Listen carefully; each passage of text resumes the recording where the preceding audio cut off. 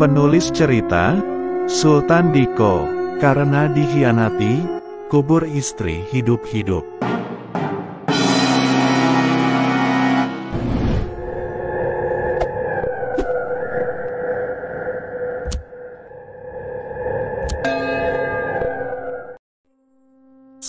Tanpa disadari ternyata jarum jam telah menunjukkan ke arah angka 11, itu berarti telah memasuki waktu dini hari.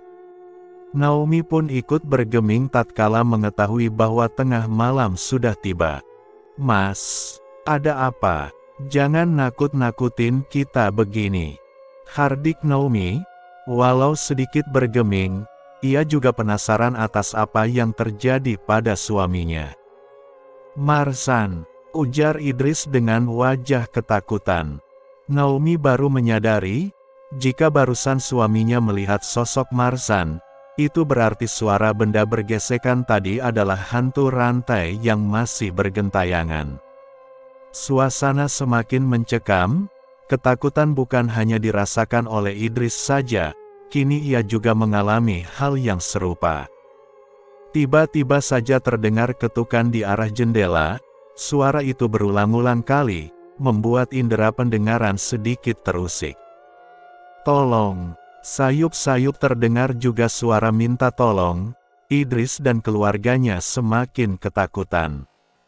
Nyawa seperti sudah di ujung tanduk, detak jantung tak beraturan, sebagai pertanda ketegangan dan rasa takut telah bercampur menjadi satu. Suasana malam Jumat yang tadinya biasa-biasa saja, langit juga nampak bersahaja, seketika berubah seolah-olah akan terjadi badai besar. Hembusan angin kencang membuat atap rumah yang terbuat dari seng mengeluarkan suara riuh. Mental Idris benar-benar diuji. Sejurus kemudian suara rantai terseret dan ketukan pintu tak lagi terdengar. Idris merasa sangat lega, karena teror itu tidak lagi menunjukkan kehadirannya. Tanpa terasa, jarum jam telah menunjukkan ke arah angka 1, itu berarti waktu telah masuk dini hari. "Astagfirullah," ucap Idris baru menyadari, bahwasanya tidak semestinya ia takut oleh penampakan hantu atau semacam lainnya. Bukankah makhluk tak kasat mata, tidak bisa mengganggu manusia yang beriman kepada Tuhan? "Aku tidak boleh terus-menerus dihantui oleh rasa takut ini," Idris membatin. Setelah menemukan momentum untuk sedikit lebih berani, tiba-tiba terdengar suara riuh dari luar rumah. Idris penasaran, ia pun mengintip di celah-celah dinding papan rumahnya. Terlihat di luar sana ada 3 orang bertubuh tinggi besar sedang menarik paksa seorang lelaki tak berdaya, yang diperkirakan seumuran dengannya. "Inilah akibatnya jika berani mencampuri urusan kami," hardik salah satu di antara 3 orang tersebut. Pria ini memiliki tubuh yang lebih berotot dibandingkan 2 orang temannya, rambutnya sedikit gondrong dan bergelombang. Perbuatan 3 orang yang tidak dikenali melintas di depan rumahnya ini sangat memancing kecurigaan. Idris penasaran siapa orang ini. Kegelapan malam membuatnya tak bisa mengenali keempat orang itu. "Ampun bang, aku mana berani mencampuri urusan kalian." Si korban memohon belas kasihan, berkali-kali ia bersujud di kaki pria berambut gondrong bergelombang itu. "Apa katamu, teman-teman, apakah kalian mendengar apa katanya?" Pria berambut gondrong itu menyeringai, dan berpura-pura tidak mendengar perkataan memelas dari orang yang mereka aniaya itu, berharap si korban mengulangi kembali perkataannya. Lelaki berambut gondrong bergelombang itu, sepertinya sangat dihargai oleh kedua orang temannya, boleh dibilang adalah pemimpin. "Sayangnya kami tidak mendengar," jawab kedua anak buahnya diiringi gelak tawa. Kemudian mereka berlalu dari depan rumah Idris.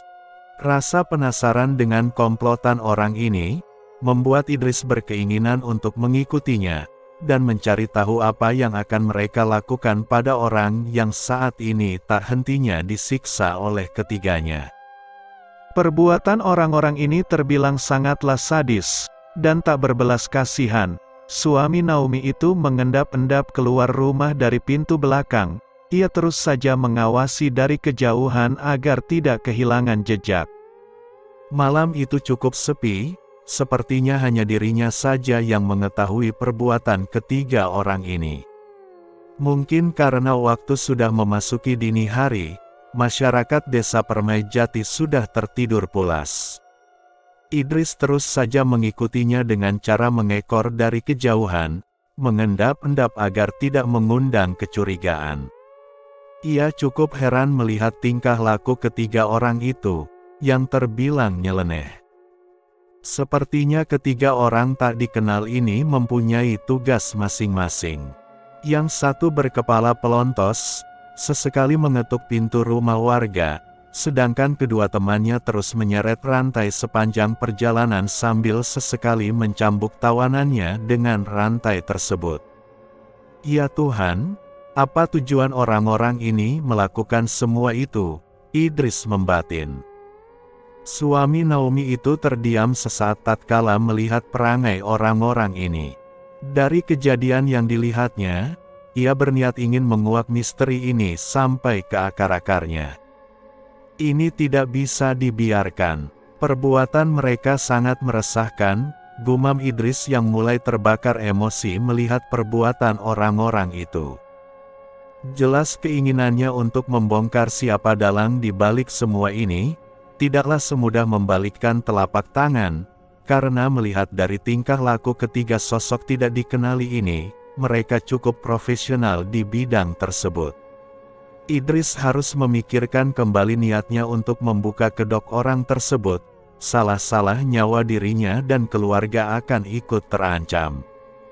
Sampai di sini Idris terus saja mengikuti mereka, tapi sialnya akibat tidak berhati-hati dan kurangnya penglihatan akibat kegelapan malam, ia menginjak dahan kering yang tepat berada di bawah telapak kakinya. Perbuatan itu mengakibatkan bunyi yang cukup nyaring. Sontak saja suara ranting patah tersebut mengundang perhatian mereka. "Apakah kalian mendengar sesuatu?" tanya pria berambut gondrong bergelombang itu kepada kedua temannya. Ketiganya menghentikan langkah kaki, mereka mulai mencari-cari keberadaan sosok yang mengundang perhatiannya tersebut. Namun sayangnya karena minimnya pencahayaan, orang-orang itu tidak menemukan siapapun. Idris bernapas lega, kemudian menyadarkan tubuh ke batang pohon tempatnya berlindung, untuk mengatur napas supaya bisa lebih tenang lagi. Tapi saat ia membalikkan badan, betapa terkejutnya tatkala melihat sesosok makhluk menyeramkan tengah menyeringai menatap ke arahnya. Jantung terasa berdegup lebih kencang, deru napas memburu tidak beraturan. Sosok pocong menyeramkan di hadapannya, menjulang bak pohon. Diperkirakan tingginya mencapai 2 meter, matanya merah menyala seperti kobaran api. Darah seolah berhenti mengalir, bibir keluh tak mampu berbicara sepatah kata pun. Tiba-tiba Idris seolah mempunyai keberanian untuk berbicara. "Siapa kamu? Kenapa kamu selalu menggangguku?" tanya Idris sambil memejamkan mata, karena tidak sanggup berdaku-dapa langsung dengan makhluk ini. "Tolong," ujar sosok pocong itu dengan suara menyeramkan.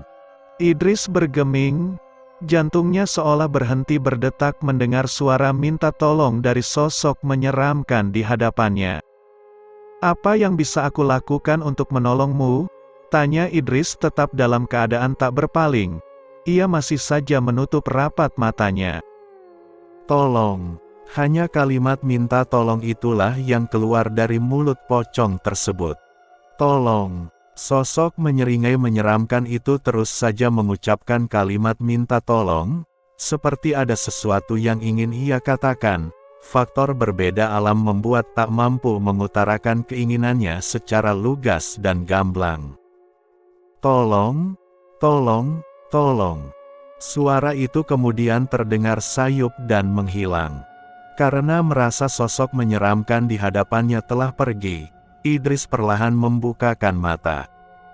Benar saja makhluk seperti pocong itu, tiba-tiba menjauh semakin menjauh sampai benar-benar tidak ada lagi. Entah pergi kemana, ia menghilang begitu saja secara ajaib. Tunggu, tunggu, Idris berteriak karena belum mendapatkan jawaban atas pertanyaannya. Bersamaan dengan itu, ia seolah merasakan ada sebuah sentuhan di bagian tubuhnya. "Mas, bangun mas," tanya Naomi.